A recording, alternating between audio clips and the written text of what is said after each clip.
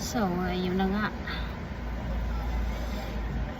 Tagal dito ako sa Makati. Tagal ni Mr. Nagantay ng visa niya. Sa wakas makaalis na rin. Medyo matagal na rin yung ano niya, tambay. Almost 5 months. Kasi nga nagagamot siya. Dahil siya ay diabetic. Kaya pinapagamot siya ng doktor ng 3 months. Kaya buti na lang nag-fit to work na siya. Kaya naku Lord, lubog naman kami sa utang. Kaya ako ito, paalis na rin.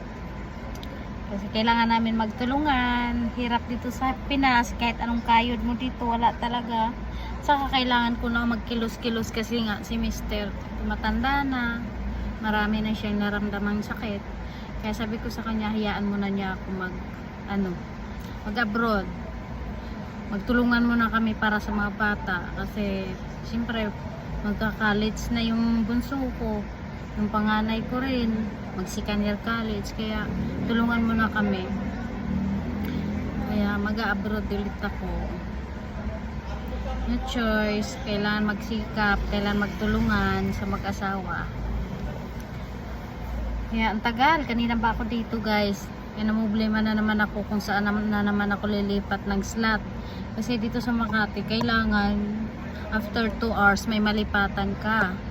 Kasi pag hindi, i-angkla nila yung sasakyan mo.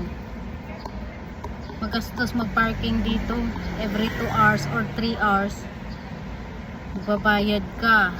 Lilipat ka na naman ng ibang slots, diba?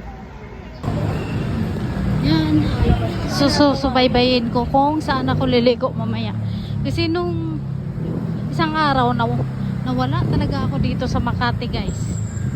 Grabe, hindi ko alam kung saan ako liligo. As in, nawala ako. As in, nawala.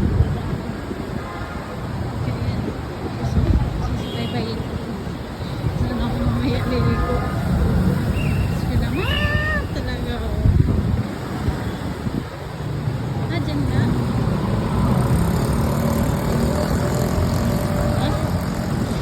Sige, pag andito ka talaga sa Makati, grabe kabahan ka na. Kunting pagkakamali mo lang dito sa pool, hindi mo na alam kung saan ka na pupunta. Diba? Yeah.